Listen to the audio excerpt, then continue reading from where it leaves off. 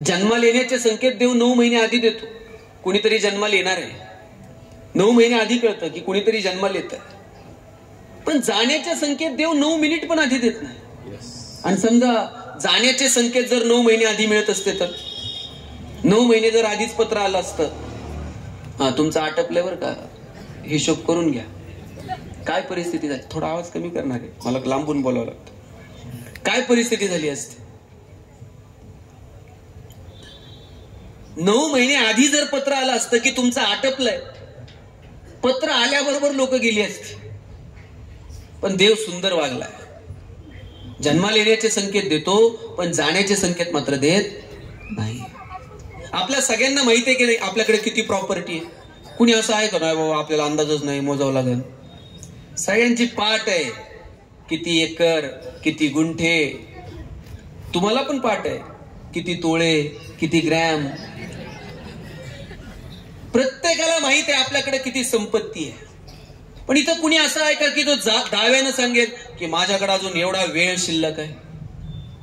आपल्याकडे किती वेळ शिल्लक आहे कुणाला तर ठाऊक आहे का. आपल्याकडे किती वेळ शिल्लक आहे कुणाला ठाऊक नाही. अहो घेतलेला श्वास परत सोडता येईल की नाही याची खात्री नाही हो.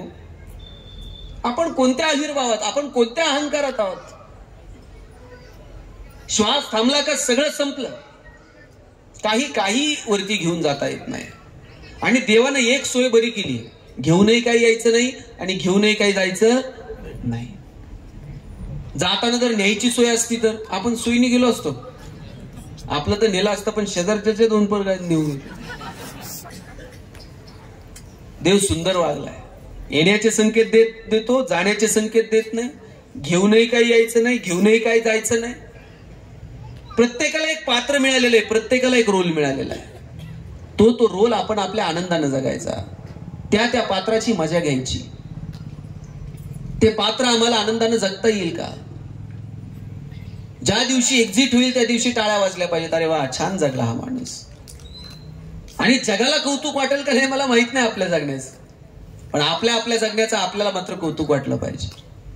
थोडासा व्हॉल्यूम वाढव, थोडा एकदम थोडं. आपल्याला कौतुक वाटलं पाहिजे. तुकाराम महाराज जायला निघाले, कुणीतरी विचारलं तुकोबा काय मिळालं हो तुम्हाला तुमच्या आयुष्यामध्ये. ग्रंथ लिहिले ना अभंग लिहिले. तुकाराम महाराज म्हटले कौतुक वाटे झाली या वेचाची. जगाला काय वाटते मला माहित नाही, पण आम्ही जे जगलो ना आमच्या जगण्याचं आम्हाला मात्र कौतुक वाटते. जगाला कौतुक वाटेल का नाही मला माहित नाही, पण आपल्या जगण्याचं आपल्याला तर कौतुक वाटलं पाहिजे. ज्या दिवशी वेळ समीप येईल त्यावेळेस आपल्या चेहऱ्यावर एक स्मित हास्य असलं पाहिजे. इतकं सुंदर आपण जगावं. बाकी सगळं तयार आहे. श्वास थांबायला फक्त उशीर आहे. काय तयार नाही मला सांगा. नगरपालिकेने शेड तयार करून ठेवलेत. पांढऱ्या कापडवाल्यांनी कापडाचे धागे तयार करून ठेवलेत. बांबूवाल्यांनी बांबू चाळून ठेवलेत. मडकेवाल्यांनी मडके थापून ठेवलेत. काय तयार नाही मला. रडणारे सुद्धा तयार आहेत. श्वास थांबायला फक्त उशीर. 4 जण येतात, उचलतात, घेऊन जातात आणि मग कबीर सांगतात फूक दीनी जैसे होली. जशी होळी पेटवतात ना तितक्या सहजतेने आपल्याला पेटून टाकतात. देश देश के वैद्य बुलाए लाए जड़ी और बूटी, जड़ी बूटी तेरे काम ना आए जब राम के घर की खूटी. जरा हल्के गाड़ी हाको मेरे राम गाड़ी आई.